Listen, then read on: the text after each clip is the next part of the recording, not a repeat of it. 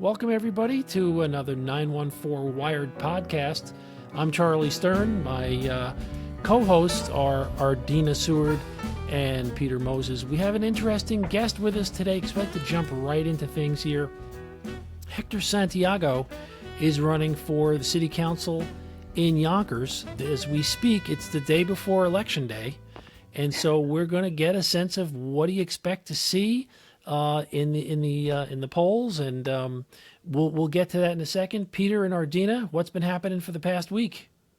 Well, I know Ardina's been working very hard to get us some good quality guests tomorrow night. This will be our first ever election night show. I did the election night show on WVOX for 12 or 13 years, and for the past 3 or 4, I ran the broadcast. There were 4 of us, 3 Republicans and me. And I'm expecting, Ardina has always wanted to do the, for years she's asked to do the election night, and Don just liked the 4 people that we had. And so we're going to start a new tradition. And I have a feeling these election nights going forward will be much more edgy than the ones we ever had. There's a couple of things we got a couple of things. White Republicans.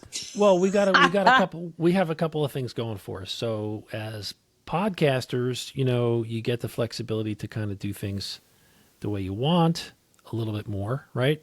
And so we're going to take this, make it a live stream. We're inviting a few other people.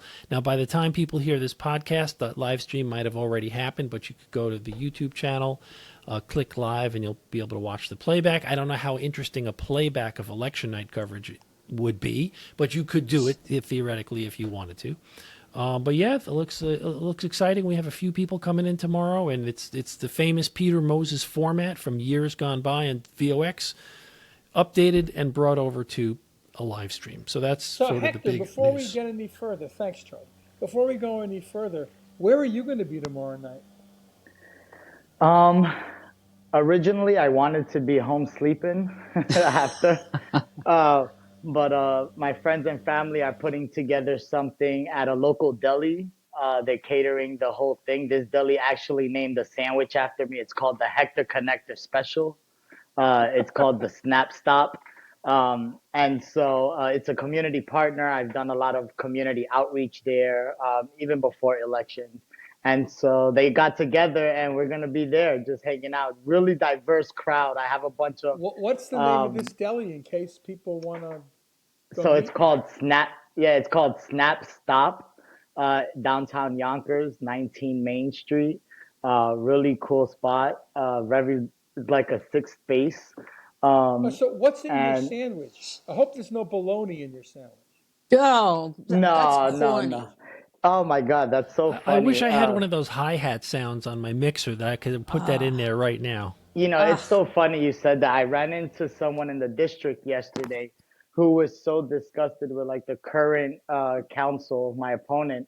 And he said, I'll vote for a bologna sandwich before I vote for her. And I said, well, hi, my name is Bologna.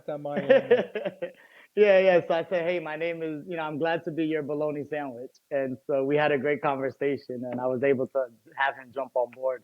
But back to SnapStop, it's going to be a pretty diverse crowd. I have a bunch of like working family parties, Democrats, Republicans, independent people. Like we're all jamming together. I've had a lot of support, across the board, which really, just really amplifies and speaks to the volume of work I've done in my community. So I'm really Peter, excited about that. Politics happens in delis. Yeah. Listen, I'm telling you, I'm a firm believer that. And pizzerias. Right. And barbershops. And you know what the common theme is? Those are all local businesses. That's why. Sure. And they have seating. Barbershop sometimes. Barbershops. When I was a kid, that's what it was. Because a lot of the conversation, of course, that was pre-internet. But a lot of the conversation and political decisions were made in the Baptist church pulpits and also the barbershops. Candidates knew that if they wanted to campaign, then you would just go to a local barbershop, and that's where that's where the conversation and the community dialogue took place. No internet, but there were hairnets when you were at the barbershop. Oh, plenty of them. And then there were do-rags. I remember my days, but to that point, in my community, I feel like the bodegas are the hearts of our communities. Everyone goes there, especially in these social economic times. People don't have time to go to events. You see them going to work, getting the kids, going straight home. They stop at the bodega. And so I have in my network just bodegas all over the city and my district who come together to make sure we information sharing with their customers. And I think that it's important to get the bodegas trained on certain things so So they know since how we're to sticking to service the community. bodegas and other food Great point. establishments, why don't we get into the meat of why you're on the Hey, I like what you did there. You online on a list roll Peter, right now? today, you Moses. are on You, fire, Peter. Oh It's my unbelievable. God. oh So man, Unbelievable. given that, what are you running for? Who wow. is your opponent? And you've had an interesting history of running for office and being sued or being, having issues with that. So why don't you Right, describe for viewers who do not know who you are, what you are, and who you are? right. So,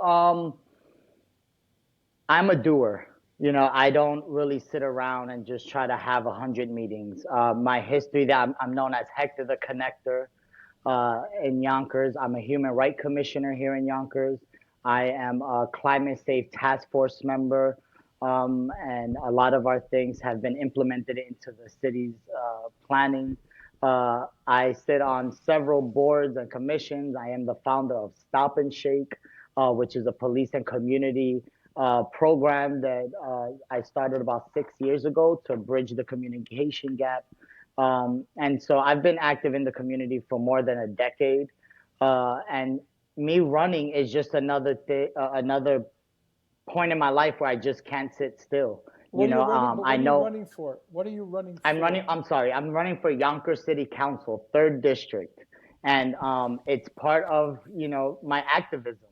You know, there's so much that's not happening for our community that can happen, but the people in office just can't identify with the district, Okay, especially if anyone's looking to vote for you, what right. line will they find you on? So they'll find me on the working family line, row D10. Once you circle that, invite a friend, D10. And so it's been amazing, though. I must say, it's been amazing. If you're out there, bring a friend. And it's gonna take word. I mean, by the time people see this, the results may be in, and I'll be your counsel. And so I'm excited about that. But I think that my run is just making sure that my community has a voice. The current council has over and over and over just belittled our intelligence as a community, has insulted constituents, has flip flopped on legislation, has made promises that they didn't deliver, and is never held accountable. As recently, it was shared on the news on Channel 12 and other networks that you can check. She tried to give a no bid contract to her campaign manager, who's also employed by the city. Okay, And we have a she, but she has a name. I'm sorry. Yes. So my opponent is Tasha Diaz. And And she has a strong connection to Spano. oh yeah, she has the She's been machine. properly Spanoized. Yeah, she spanoed out, unfortunately. And yeah, so it's just she does what she's told. She's no longer for our community, and it's so unfortunate because I remember being a young activist, believing in her and organizing for her. And to see that someone got into office that we believed in and completely forgot about us But was Hector, horrible. give us an And when I say example. us, Yeah, give us an example of an issue in your district in right. Yonkers that you would address differently than your opponent. First and foremost, communication, transparency, dialogue. My opponent has not gone to one candidate forum, has not gone to one community meeting. She does not talk to constituents. People reach out to her, she does not respond. One thing immediately I'll do differently is make sure that once a month I have open doors. Anyone and everyone can come in. There's a huge distrust between my community and government. People are tired of promises. People are tired of just hearing people talk. It's all chatter. And I have a track record of just getting things done. I want to say thank you to people like you guys and Adrina that are able to live voices. So someone like myself, I come from a box of small words, and so that's why I'm a doer. And so when people like yourself are able to raise our voices, it helps tremendously. I know, like as an activist, in certain communities, when I'm doing block parties on the block and we're getting people out to vote and we're inspiring our community, it's really hard to get media out.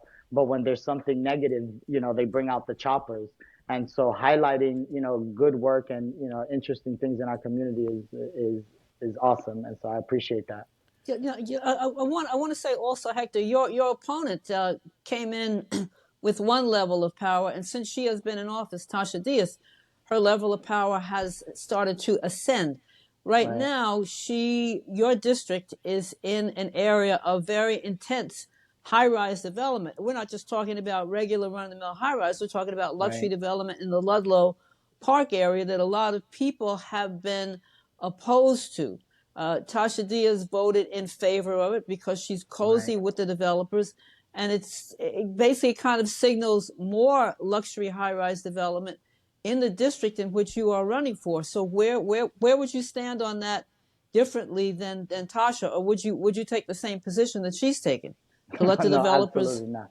Yeah, I think that it's important for one, the studies has shown over and over that Yonkers is in need of affordable housing. But I think the most important part is affordable to who, which is what I think they keep forgetting. And so I would want to raise the affordable housing that's allocated to developers. But I think it's also important to think of affordable buying. Home ownership. There's a lot of people, specifically in my age group, that are ready to buy, a condo or something. And so, really sit with community members, really sit. There's nothing I can do by myself. I think there's one advantage I have amongst most of the council is that for a long time, I've been able to have strong, authentic, genuine relationships across the sector and where we're able to come together and get things done. And so similar to what I'll be doing in the community, this is what I will be bringing to office. It's a collective of people so we can make sense legislation. Yeah, this theme of like home ownership and even apartment ownership opportunities. I've been talking about this for a while, even going back to the WVOX days when we had the county executive George Latimer on talking about it. There's been an enormous amount of construction of luxury housing in Westchester, and certainly no shortage of that in Yonkers. But are there opportunities to own anything? That's concerning. Then that's very concerning. I mean, at the lower end of the market, people need housing. There needs to be affordable housing. That's a valid dialogue that continues to roil on. But I would also say that there's a middle class question. If all you do is build luxury housing, 2-bedroom apartments that cost $4,000 to $5,000 a month, you're either too rich or too poor. There's no in the middle. And There's so, no like, middle. and some of these affordable, let's be real. Some of these affordable units, you move in, right? And so normally, what happens, you feeling better, you live in a better place, you start doing better at work. The next year, you get $1, few dollar raise. And you have to now pay market rent, or you have a few months to move out. And so it makes it hard for people. Do I really want to do that? Or do I hold off? This is very And so I'm sorry. I'm sorry, and I just really want to touch on and on that topic. I think it is extremely important to work with the housing department, the building department in Yonkers. I think that across the board, they need help. Not to say that for a city our size, there are about 12 inspectors. Yonkers has about 5. And not only that, one of the inspectors has like 3 hats. And so when we start looking at things like this, if we are understanding as a city that this city is growing, that it's developing, and the residents are coming in, we need to put some money into the building department, get some systems in there where people can start putting in permits at home. They don't have to come to the office. We have businesses who have been paying rent at a location that is fully ready to open for business for 8 months, for 9 months, two Yeah. years, and Yeah. cannot open because they don't get a CFO, because they, the building permit, the sign permit. I mean, it's ridiculous. They give a whole song and dance. Instead of, when and someone gets there, a lot of people. What's the incentive for the owners of those buildings to not open a business that they have a contract with for 8 months? So what happens is, so you have to put the permit work sometimes through the building department, and just that, getting the inspectors out, getting them coming to the store, getting all the approvals. Yeah. I mean, it literally can take months, if not years in some cases. I think what Hector is saying is the landlords want the businesses to open up. The businesses want the Absolutely. businesses to open The City of up. Yonkers doesn't want to have the business. They can't get 100%. permits. They can't can't get permits. Absolutely. And so at first, as an activist, because I'm always for the oppressed, I'm always with the voiceless. And so at first, I was going at the building department. But once I started understanding and getting to know the people at the building department, I realized they were just overworked, even if they wanted to get to everything. And so I would want to make sure I get them help immediately, get some systems upgrade, get them some assistance, hire some more. We have an amazing labor union. Hire some more people in City Hall, in the building department, so that we can actually get these businesses up and running. We are promoting, we promote people to move to Yonkers, and some of these people want to move here and open business, and they go bankrupt before they're even able to enjoy their apartment. It's true. It's horrible. It's horrible, and there's no accountability. The saddest and also the most interesting part of all that is that this is not an isolated problem in Yonkers. Charlie, you live right near New Rochelle. New Rochelle has a bunch of high rises. How many affordable units are going in there? White Plains is putting in thousands and thousands of towers. And they're luxury rentals, right? And they're almost all of them, not all of them, but almost all of them are luxury rentals. The tax breaks are they're 30 years, astronomical. 20 and 30 years long. But, I don't know about the rest of you, but I read newspapers all over the country when I'm looking up trends. And the things that are happening here are happening in smaller communities, Middletown, New York, Rochester, Springfield, Missouri. I mean, you have a whole generation of young people who can't buy homes or buy apartments in the communities where they grew up, or even in adjacent communities to where they grew up, because of the way our country is structured right now. Right. But it's given rise to a new. Go ahead, Hector. No, I just wanted to touch on something Peter said that for me is super important. Like, intergenerational work is so important in our community. I have worked with people across the board, and sometimes when I sit with the activists who have done it before me, and I hear that they fought issues that I'm fighting now as someone young in Yonkers, and they fought this same type of issue in Yonkers 30 years ago, 20 something years ago. It's sometimes disheartening, but it's also re-energizing, because there are certain things that they couldn't get done because of the times. And so now with those tools, we're able to push forward. And so I think that intergenerational work, storytelling, and really sitting down and having dialogue is so important. And so, I would compare parts of Yonkers to parts of the Bronx. And Ardina and I both have done hundreds of I've done thousands of stories in the Bronx.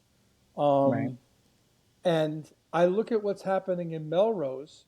Melrose is one of the poorest sections. It's where the Willis Avenue and 3rd Avenue bridges are when you're coming into or out of Manhattan. And all that's going up there now are high rises.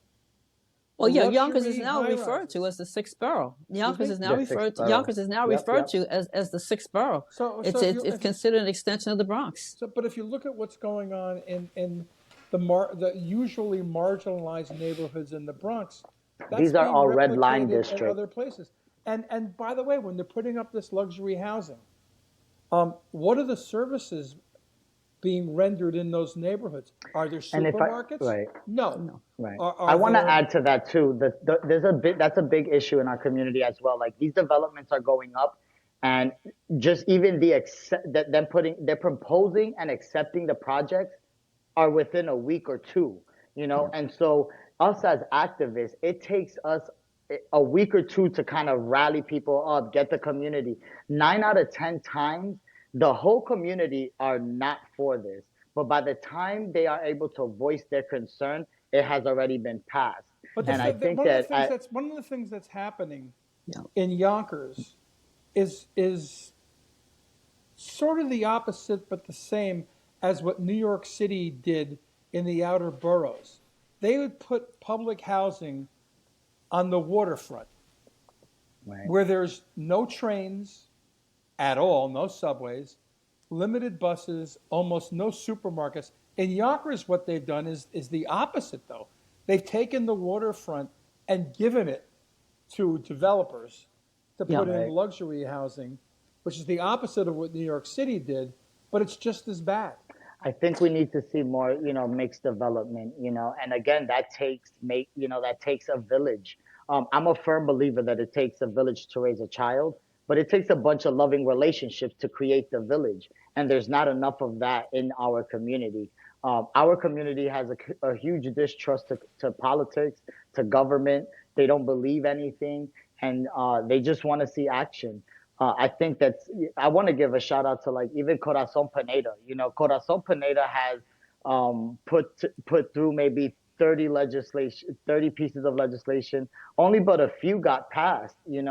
And so it's important to have people on council that can help other across the aisle. I'm Hmm. grateful to have support from like Marante and and Yeah. and and the end of Mike. All of them are like willing to work with me because they know that I get the work done. It, Another thing that I think is extremely disheartening is that they take advantage of people through mailers. Our community believe in mailers, because we believe that the Democratic or the particular party has the best interest in mind. But like Yonkers, for example, the Yonkers Democratic Party, most of them work for the city, and so it's really unfortunate how systemic it is once you start really looking through the layers of it. Yeah, so Um, these issues go on in every small city. What yep, yep, as you've now been through an election cycle or about to close off an election cycle right, right. tomorrow. What would you say? How can an independent candidate cut through that? You don't Right. have the mailer, you don't have the party, you didn't have the Democratic Party designation, but you got Working Family Party. Yeah. So And how you're not do as well funded as some of these other people. yeah? Oh, So how do you 100%. so So how do I think you that spin gold? one thing I have, and I'm so grateful to the higher powers. I'm Hector the Connector. This isn't nothing new. I know people. I can walk through any block in my district and people know my name. I worked with people throughout for years. Again, it's just another title. I've never given myself a title. The people have always given me title. I'm not self-proclaimed anything. Can And you get so him? this But is just can you another get him to the moment. polls? Can you And get him to the so polls tomorrow, Hector? they're out there. They're Hector, you got out to there. listen And to I'm what he's grateful. saying. Yeah, no, Listen to I Charlie, get them. please. I have a few people out there. I have 5 people tomorrow that are going to be driving Good. everybody. That's We good. have the absentee ballots working. We're working as we can work. But again, I am grateful that I have been doing this work, and there's also a lot of people that can't publicly support or donate because they're in fear of retaliation or they're Hmm. in fear of losing a job or Hmm. funding because of something. And so and it's okay. As an activist, I get that. And I would never put someone in a situation to potentially be like that. But Right. there's so many other ways that they can support. And so like, for example, I have stores who support me, but are getting threatened for putting my sign up. And so what they wow. do, they talk to every customer and they let them know personally about Hector Santiago, and I think that that's the way. It's not paperwork. It's not mailers. It's people. I've been doing the work and I'm excited for years with seniors.